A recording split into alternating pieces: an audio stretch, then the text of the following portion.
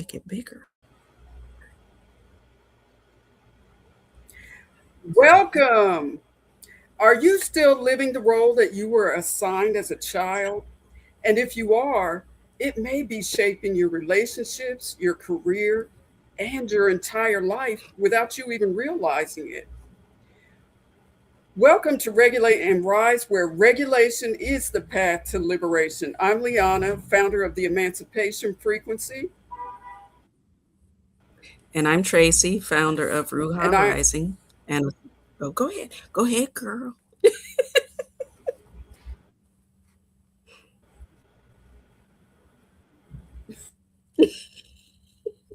Technical difficulty. and today we're talking about family roles, just a little bit. Today, we're talking about family roles and healing, the roles of the caretaker, the peacemaker, the achiever, the lost child, the scapegoat. Do any of those sound familiar to you? Because many of us learned these when we were kids, and it was how we figured out who we needed to be in order to be safe, loved, accepted, and Mhm. connected. And the question is, what happens when the role that helped you survive becomes the very thing that keeps you stuck? This ought to be a good conversation because there's a lot to unpack here. So, Mhm. Tracy, let's get into this. What exactly are the family roles and why do they develop? And I think it goes much deeper than just those titles. Mhm. Yes, those are just basic groupings that explain a whole lot of different roles. You can have several different roles at once. And the family roles that we have, it's a way to help us learn how to live in the family that we're living in and survive in that family, whether it was all positive, all negative, a little bit of both, which is usually the case. Um, it just helps us sense of our world. I'm going to do this or act this way because this is what is expected of me, or this is how I'm going to feel loved and feel safe. I have to keep doing these things so that the people around me are pleased with. So that's how our roles start to develop as children. Yeah, and they start to become survival strategies. Um, Hmm. I know in my book, I wanted to read a little excerpt from my book, Grown Sexy Wisdom, because I had an addiction. I called it an addiction to putting people first. But in my book, I spoke about how you are programmed and conditioned into your role. Uh, and as children, we don't understand that. We're just adapting to the environment that we're living in. But my way of releasing the addiction of putting others first was to go back and break it down, break that database that had been formed in my Hmm. young mind, break it down all the way. And I'm glad I had the awareness to do that. But here was my programming based on what I went through in my young life. My mom and dad didn't get along. Mom and dad divorced. Mom put her children first by going out and working herself nearly half to death to be able to provide financial support for us. Mom suffered tremendous stress at the hands of an abusive employer to make the money she needed to continue providing for us. Mom sacrificed her wants and needs so that our emotional, physical, and spiritual needs could be met. Mom finally got to a point where she wanted her own life. Mom explored what she wanted and got profoundly hurt. Mom was at a crossroads, a major turning point. And it goes on and on. But the beginning of that is where my little my little computer was computing all that was going on in my environment. So I learned how to put people first and put myself on the back burner because that's what I saw. Does that make sense? Mhm. That does make sense.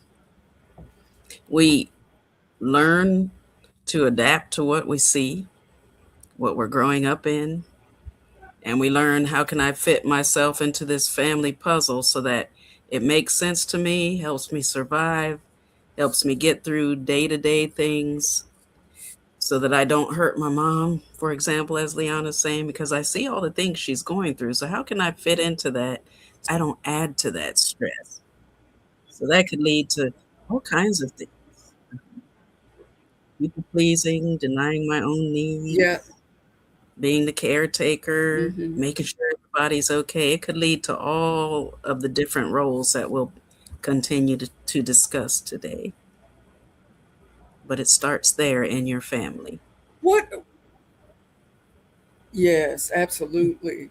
And as a child, what is a child going through? You spoke Mhm, briefly of it a few minutes ago, but what's going through their little mind as they are adapting to this world and trying to go on the on ramp and figure out where they fit in this place? I know one of them is, mhm, am I safe? right. Who do I have to be in order to feel safe? And then, am I loved? Am I wanted? And Mhm, what do I need to do to stay connected? mhm, And the answer to those things becomes the role that we fill in our family, which we right. take into our adulthood. And then, Mhm, sometimes, well, it throws things out of whack because we're taking all these things that we learned, before our brain was even formed thoroughly, and we're taking those into our adulthood, and it can be extremely out of balance. mhm. And So we let's get learn into the to roles, Tracy. Oh, okay.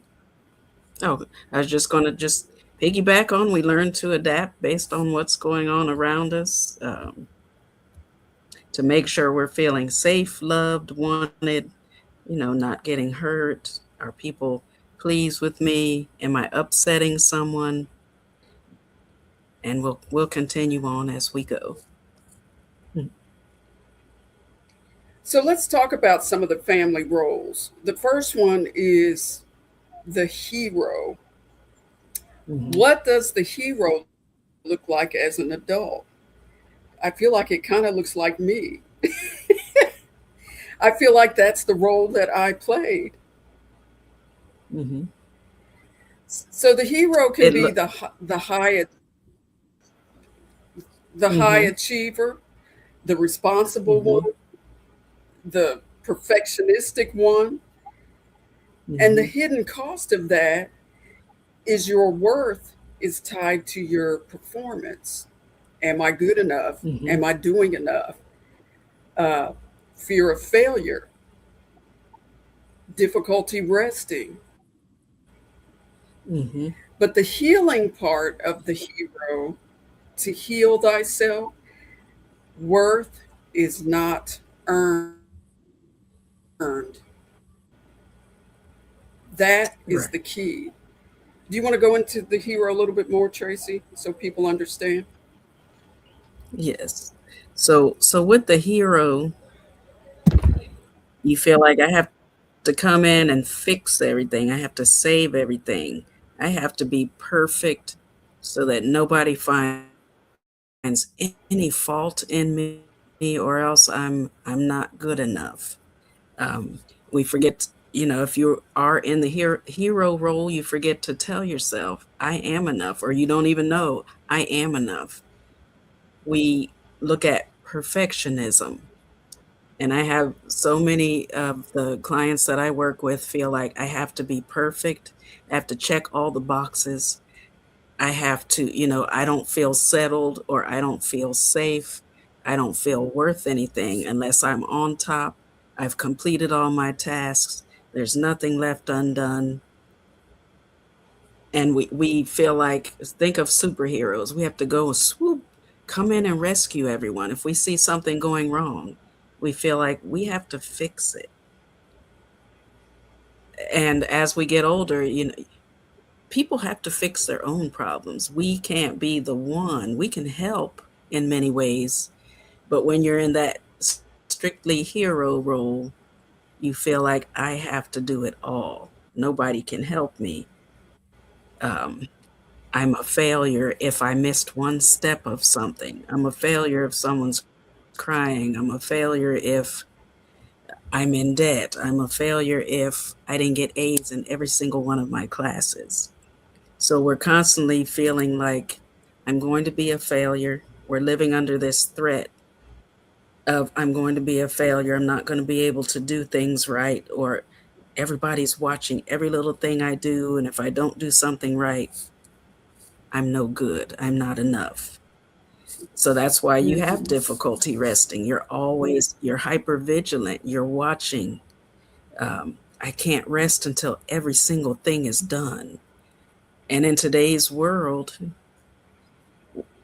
sometimes we're never done with anything. Every time we think, oh, we finished this task. Nowadays, especially with in the computer technology age, there's always something else to do because we're expected to be able to do it since we have a computer.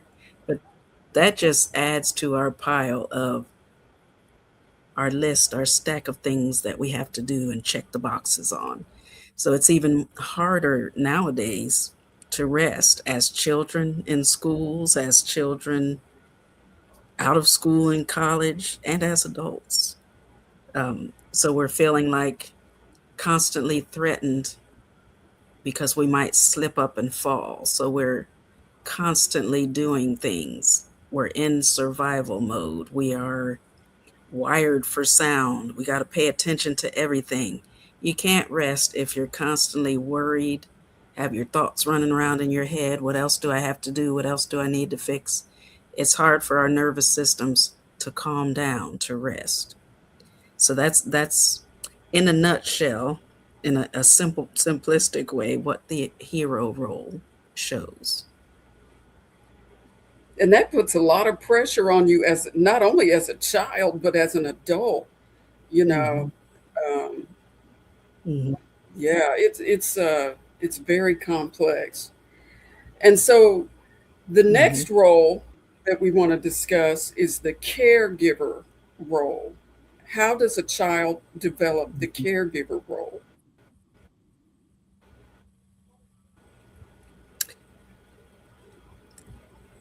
Someone who develops the caregiver role, um, you're either given the responsibility or you sometimes take it upon yourself. You see something undone, not like in the hero role, but something needs to be done. Somebody needs to be taken care of.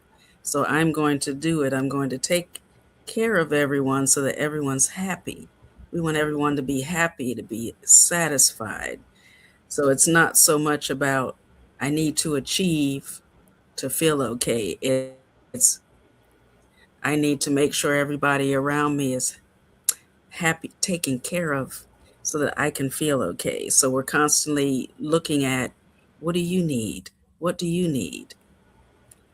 People often come to the caregiver. Oh, they'll do it because they take care of everything. That gets to be a hefty burden. And how do I know? That's often the role that I'm either placed in. From childhood, I learned take care of others before yourself. Make sure everything's okay before you do what you need to do. That leads can lead to high burnout.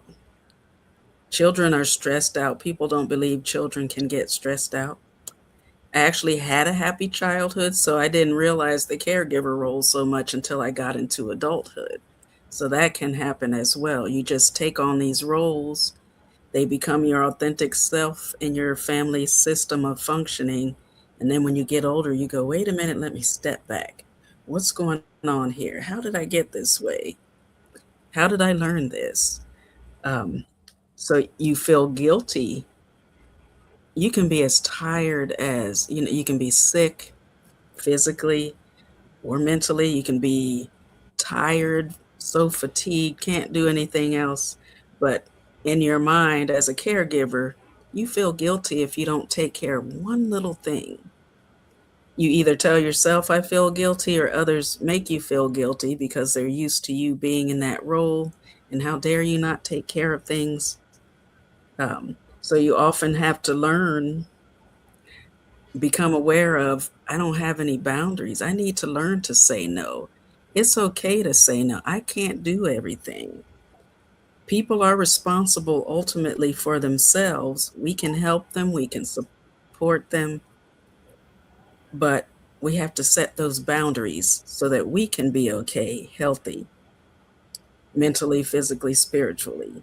And the healing part for a caregiver is, as I mentioned, other people are capable of carrying out their own responsibilities. We don't have to carry everybody's responsibilities with us. We cannot be everybody. We have to learn to delegate. We have to learn to set the boundaries and say, no, I cannot do that right now. Here's an alternative. You can have this choice or this choice, but I can't do it right now. So we have to learn many different ways to set boundaries and make sure people are not putting all the responsibility or blame on us if something goes wrong, because we're all responsible for ourselves. So that's the caregiver Right. in a nutshell. Because and because the Hmm. rest of the family will get used to you doing that, and they'll go on and live their lives, leaving you stuck, being the caregiver, and that creates resentment within families, and Hmm. you know, it can get extremely complicated. Yes. Um, and, and the next role is the peacemaker. Does this sound like anyone out there? You avoid conflict and you're Hmm. used to keeping everyone comfortable. The hidden cost of that is suppressed emotions. You start layering things, and you have a difficulty expressing your needs. Hmm. And I'm thinking about it just makes my heart hurt to think about a child going through that, Hmm. at that tender age, those really young ages, um, where you have a family that may be chaotic, and Hmm. you need to finding your place within the chaos means that you're just going to avoid conflict, which means Hmm. that what your emotions aren't developing as they should. Um, Hmm. it's not a healthy balance. Um, can you add more Hmm. to that, Tracy? Yes. So the peacemaker, it sounds similar to the caregiver, but it's really not. The peacemaker does not want anything bad going on around them. It's uncomfortable. Think about if you had parents around you fighting, or if you were in a marriage or a relationship with friends or boyfriends, girlfriends, where there was a lot of conflict, yelling, screaming. That's hard to deal with, hard to handle. It makes us uncomfortable.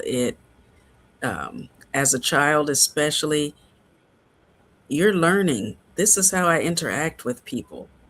This is what your picture is sometimes. I have to keep the peace to feel comfortable because everyone's always going to be in chaos around me. Everybody's always going to be fighting, yelling, screaming, slamming doors, throwing things, not happy. And that's very uncomfortable for a child to be in that situation, for an adult to be in that situation. So sometimes we take on the role of a peacemaker because we don't want that in our environment. We want to feel comfortable. We want to feel safe. We want to feel loved. You're okay. You're okay. Nobody's going to blow up. What can I do to please you so you're okay? So We might have fear come up, anxiety come up. We learn to stuff all that down, and sometimes it leads to confusion. We don't know what to do with it or what's going on. The only thing we know is we have to keep the peace. We can't say, I need a hug. I need to talk. I need, because if we express a need, somebody's not going to be comfortable. And think about your adult relationships. Oftentimes, we don't want to argue with our spouses. We don't want to argue with our partners or significant others or even our children. So we learn to make peace and act like we're okay. Nothing, I'm fine. I'm fine. Nothing's wrong with me. And that's a mask. Hidden behind that, you could be so stressed out that you're ready to blow up and act out aggressively, but you push that down, or you just want to withdraw and not be around anyone.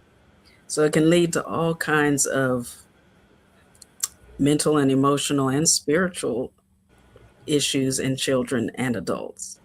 The way to heal that is to realize just because there's conflict, that doesn't mean I'm going to be rejected. That doesn't mean things are not going to be okay again.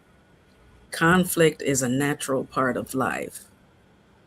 And the peacemaker tries to avoid that because we don't want that in our lives, but it's something we cannot avoid. That is a part of life everywhere we go. Every environment, every situation, you're going to find some conflict. So for a peacemaker, learning that I'm not a reject, I'm not bad just because stuff is going on around me that I can't control. A lot of these roles that we take on as children, that's where we learn how to put on the masks. Hmm. And then, it Right. becomes this complex thing, and we don't even know we're wearing masks sometimes until we start to unravel all that as we get older.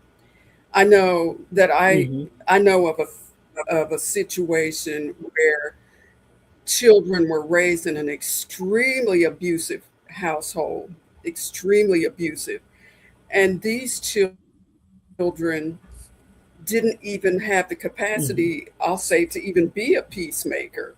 Or it was hard to determine exactly what roles they took on because they were so busy trying to protect themselves from harm, to the point where socially they weren't even able to adapt to certain situations and be with other Hmm. kids because things were so out of balance in the home. And Hmm. wow, I can only imagine that's something for kids to go through. It is something else. Um, And and the healing and what? part of the Hmm. peacemaker to heal from that. Oh, go ahead. Hmm. Did you want to add to that? I was just in total agreement with you that chaos that kids sometimes live in, they don't understand what's going on. And sometimes if that's all you see, I've worked in children's services, I've worked with adults who have been in, raised in abusive homes, went into abusive relationships, and the cycle continues. And when you start feeling comfortable, like if you're in a good place and you learn there is another way to live. When you get out into the world, you see other people, you develop relationships with other people. Everything doesn't have to be chaotic. But if that's what you're used to and you're used to being the peacemaker, for example, when situations come up and it's a good thing for you and you feel good, it's hard to trust that good feeling. Your survival mode kicks in and goes, uh oh, there's going to be conflict any minute now because I'm only used to seeing chaos. Hmm. So that's that's another hard role to be in for children. They Hmm. don't learn Hmm. the opposite.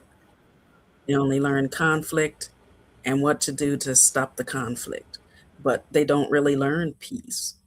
what is peace? How does that Exactly. feel? So, Oh my goodness. And healing from that is conflict does not equal rejection.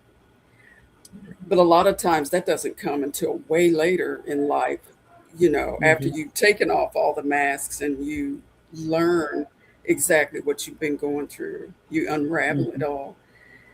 And the next role is the lost child. The mhm, lost child is the independent one. Sometimes they're withdrawn, and sometimes they feel invisible. And boy, do I know of some of those situations as well.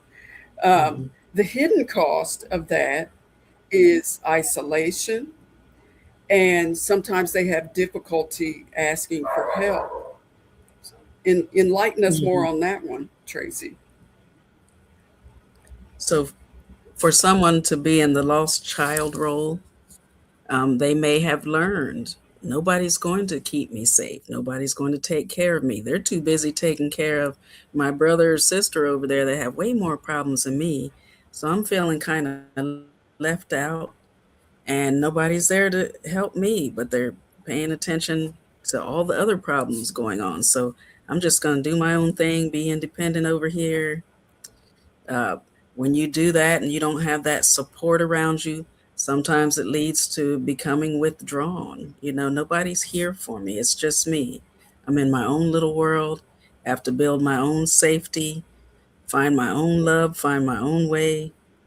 I become invisible because, again, the rest of the people in my family are over there taking care of my brother or sister that's tearing up the house, acting up, running away. So you just feel kind of lost, invisible. Nobody's paying attention to me for whatever the reason is. Too busy over there, or just don't have the time for me. So I isolate. A lost child may not know how to ask for help because they've learned I have to be independent. Nobody's going to be there for me. If I can't do it for myself, then it just doesn't get done at all.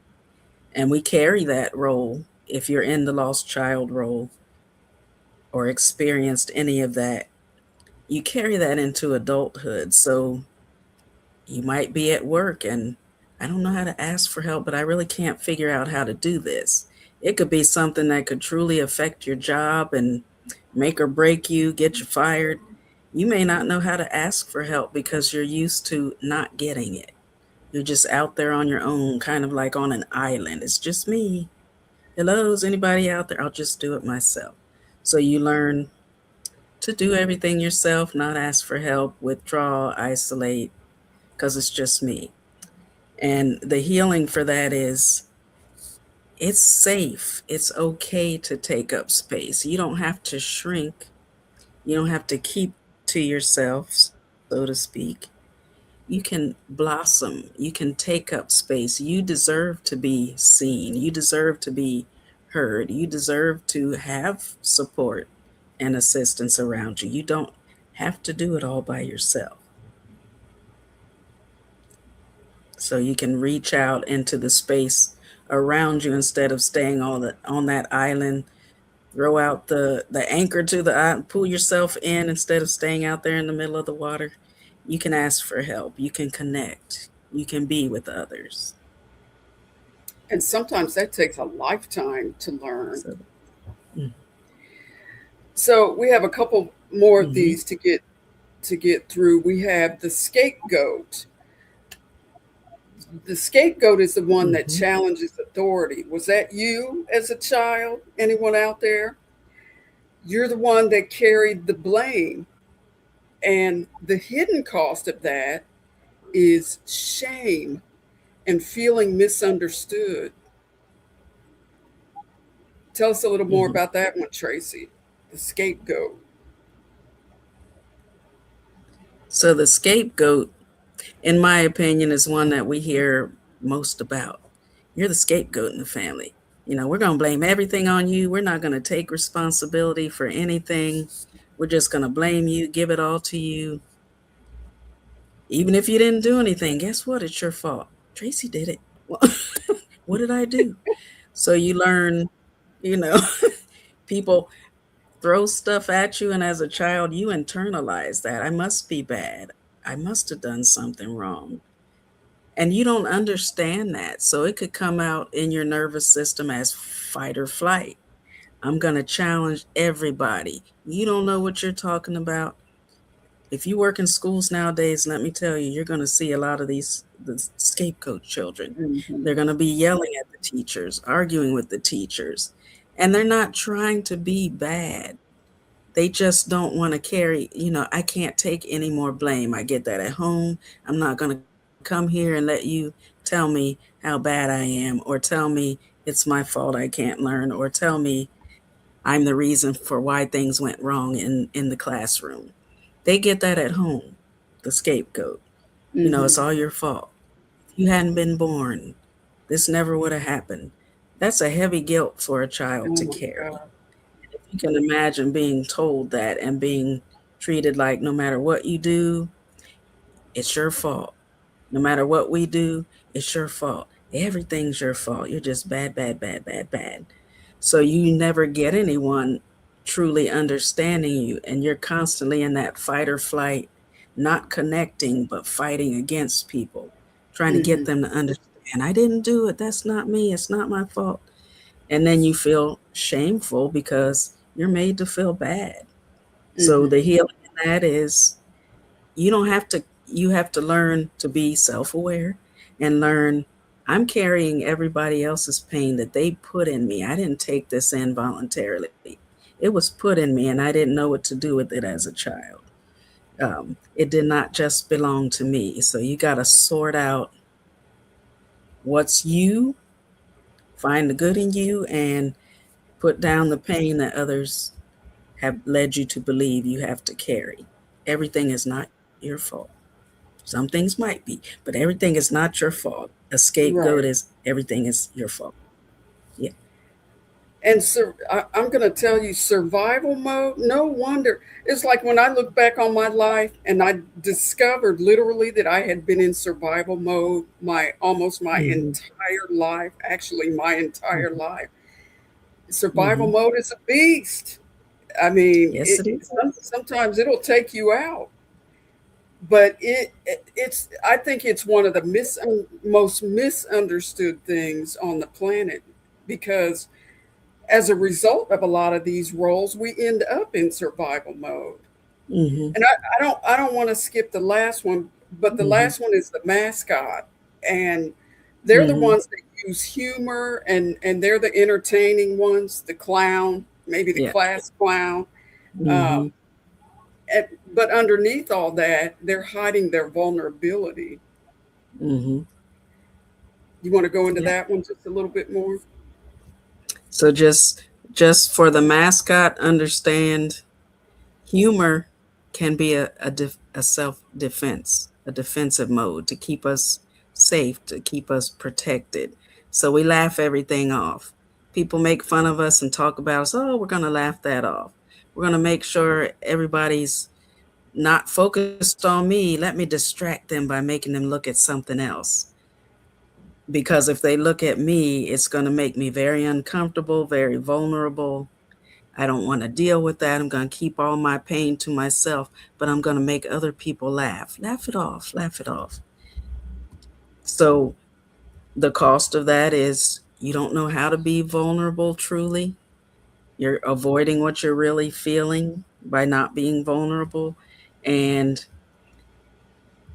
you're hiding behind your smile and your humor. So you have to learn that you can be safe even if you're not smiling, even if people see the real you. So that's the mascot. Okay. You know, in the course of my work throughout my life, especially over the last 15 years that I've been coaching and doing events and Mhm. things like that, I have seen so many people in so much pain because of familial situations. And it is so staggering what the family's role can be in your development. over the course of the rest of your life. Mm-hmm. And that was why, after learning everything that I learned, I, with my grandson, I ended up raising my grandson. Mm-hmm. And the things I learned from raising my own two daughters was gold in terms of raising him, because I learned that you have to be a steward of your children, a good steward. My belief is, because I believe I'm a very spiritual person. So I believe that your soul is important. That little spirit that exists within you, especially as a child, is so important in terms of, it's like a seedling. You have to water it, you have to take care of it, you have to fertilize it, you have to give it the things that it needs, maybe even the things that you never got as a child, or the things that you didn't give to your own children. You are responsible for being a good steward to the children that you're Mm-hmm. responsible for. And that's what creates human beings who can go through life. Nothing's perfect, it's not an exact science, but the more you can do to fill that child up and allow them to be who they are and express themselves uniquely, Mm-hmm. you know, help them understand the world around them, I think that's the most powerful thing that you can do for your children. Because Mm-hmm. think about all those things that you learned as a child yourself that you're still dealing with in your adult life. Mm-hmm. So let me ask the audience, do you which of these roles feels most familiar to you? Which role do others expect you to play? How does that show up in your life? Mm-hmm. What role shows up when you're stressed? And what role shows up in your relationships? Think Mm-hmm. about it. Break it down a little bit. Become self aware of how you're showing up Mm-hmm. in your life. How does that manifest at work? What type of person are you at work? What kind of employee are you? Are you overproductive, doing too much, um, not doing enough? Are you the one with all the humor, the good sense of humor that brings joy to everyone's life, which is not necessarily a bad thing, but Mm-hmm. how do you show up? How do you show up? So, most people, like Tracy said earlier, they don't have just one role. We often move between them in our lives. And so, how do these roles show up in adulthood? You know, for Mm-hmm. example, we have the caregiver who becomes the rescuer. Then we have the hero who struggles with vulnerability, Mm-hmm. a peacemaker who avoids hard conversations, Mm-hmm. sometimes the lost child who avoids intimacy, or a scapegoat that expects to be rejected. Mm-hmm. How do these roles quietly shape our adult relationships, like we were just talking? Mm-hmm. So, as you mentioned, a caregiver who's used to taking care of everyone growing up becomes the rescuer. I've known people in relationships as adults who could not be with a partner unless they needed help with something. And once that person was independent or doing okay, there was no more growth because that person is just used to being the caregiver, the rescuer. That can go for the hero too. Used to rescuing you, fixing things, so I don't know how to play the other roles. So in your adult relationships, it can mean it's hard to grow, it's hard to develop as a couple, as a family, because you're stuck in one role that you've learned and you don't know how to get out of it, or don't even know that you need to get out of it because you're not aware you're doing it. The hero, I want to be seen as perfect. I cannot be seen as less than perfect. Um, Sadly to say, I've known of people who have, I didn't do well in school. I'm a failure to my family over in my country. So they kill themselves and their family because I have to be the strong one, the one that comes over here, does well in school, gets a good job. But if I fail, that's bad. Um, so heroes struggle with being seen as less than a hero, having faults, having flaws. But human nature, we have flaws. We're not perfect. We can't be perfect. We we can't be perfect. But it's hard for someone stuck in the hero role to see that, to understand that. So when they're knocked off of being perfect, it's hard to deal with, and we don't know what to do as heroes. Peacemakers, conflict, like I said, conflict happens. You have to be able to have hard conversations to get through life. And it's even harder nowadays. Back in the 70s growing up, not so hard. But often we didn't talk about stuff. We avoided it. But still, today's environment is so much harder. You have to have those conversations. You can't always make peace.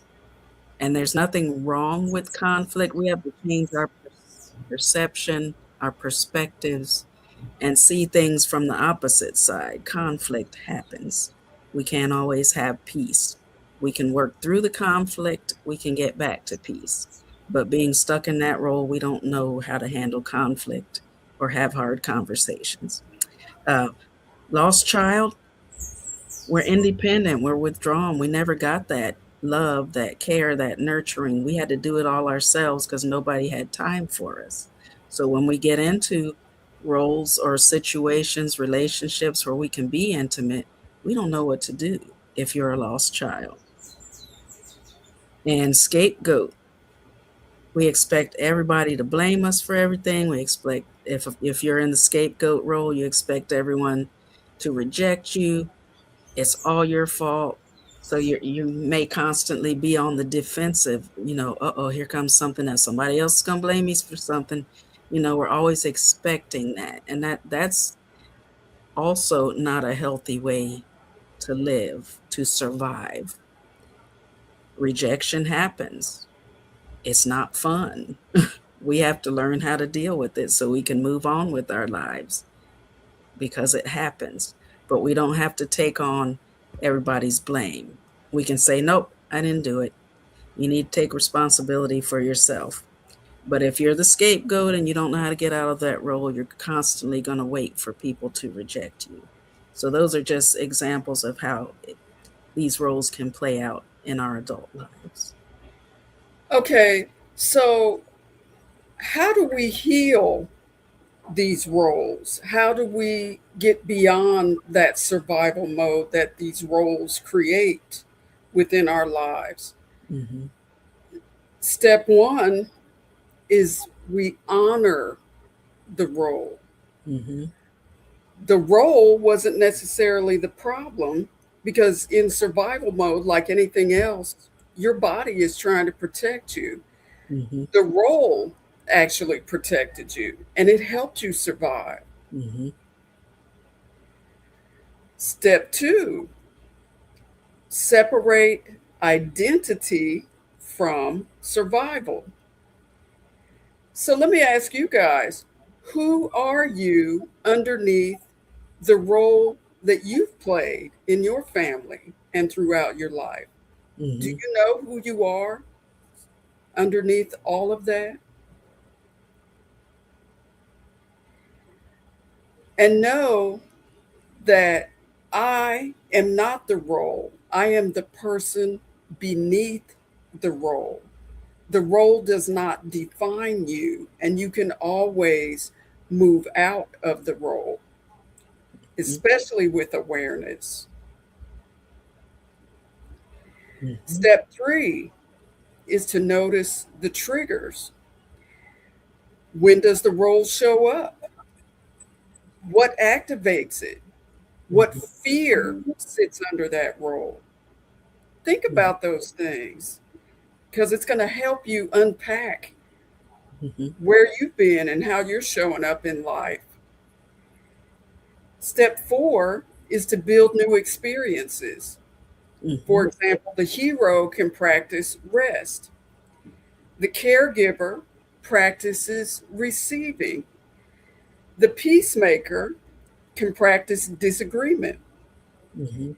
the lost child can practice asking for support, the scapegoat can practice self compassion, and the mascot can practice authentic emotional expression. Mhm. And I know it may sound funny in terms of practicing it, but you really have to do that. I told my daughter, my youngest daughter, who's scared to death, well, she was always scared to death of setting boundaries. She didn't have a good example. I didn't know how to set boundaries. But I suggested to her the same thing that I was doing is practicing. Set the boundary, don't think about it, just set it and forget it and keep going. Because the other person's reaction is their responsibility. It's not your responsibility. Your responsibility is to create safety for yourself Mhm. and well being for yourself. Mhm. Right. So those are some excellent tools that you can use to build new experiences in your life as if you see yourself in any of these roles. Mhm. So does anyone have any questions before Tracy gets into the closing reflection? Any questions about the roles? Any questions about healing from the roles? Just type it in the chat.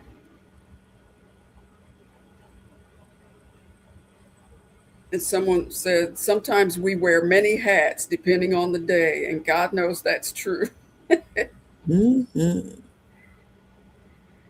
Okay, Tracy, do you want to lead us in the closing reflection? Okay, so if you're comfortable, close your eyes for a moment. This is just a time to pause, to think, to meditate. Close your eyes for a moment. Notice your breathing.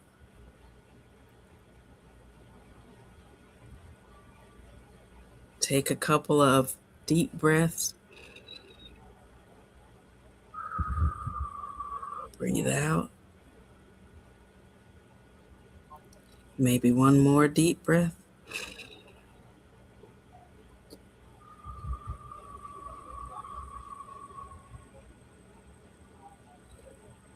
And maybe place your hand over your heart as you breathe and just notice your breathing pace. Because that was some hard stuff that may have come up for people today just listening to that. So just make sure you're okay. Slow down your breathing as best you can. And just notice your breathing. And then think about the younger version of yourself, whatever age that was, whenever you first learned whatever role is popping into your mind at this moment. So, out of all the roles that we went through, that we talked about, which one resonated with you the most? Which one brought up something for you the most?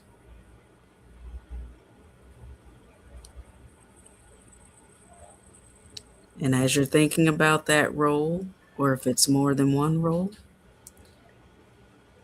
what were you trying to protect being in that role? Were you trying to keep the peace? Were you protecting your heart?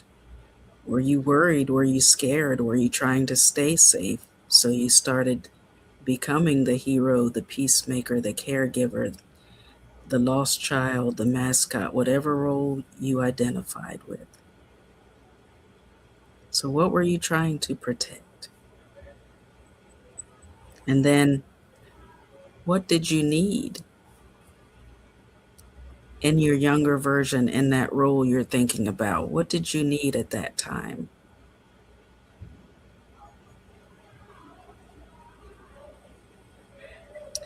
And then, what would happen if you no longer had to carry that responsibility?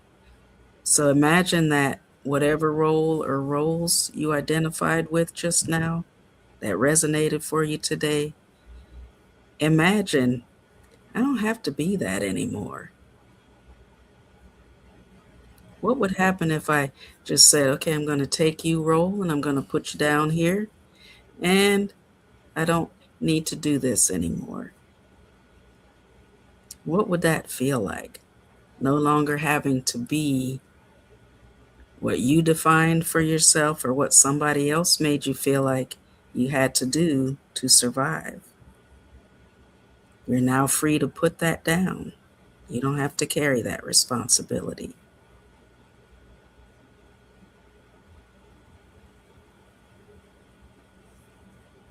And just think about that. If you need to, afterward, it might help to journal, to draw, to move, to take a walk, to do some more meditation, whatever helps you so that you don't feel like you're carrying whatever heaviness might have come up for you or whatever came up for you, just to make peace with it, to regulate your nervous system, and to make sure you're okay. Find some self care activity that might help after this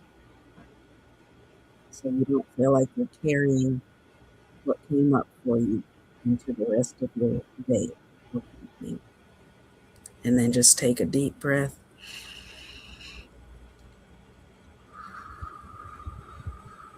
and tell yourself, I am not my role.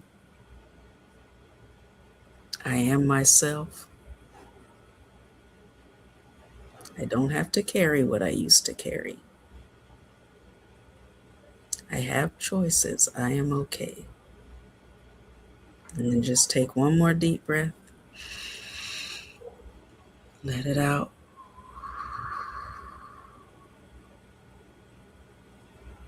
And again, I am not my role. I am a human being. Thank you, Tracy. That was very helpful. That was beautiful. And remember, the role was never the problem, it was the solution that your nervous system created. Healing isn't about getting rid of the role, healing is realizing you no longer have to live inside it. So, if this conversation resonated with you, we'd love to hear from you. Which family role did you identify with the most? Let us know in the comments.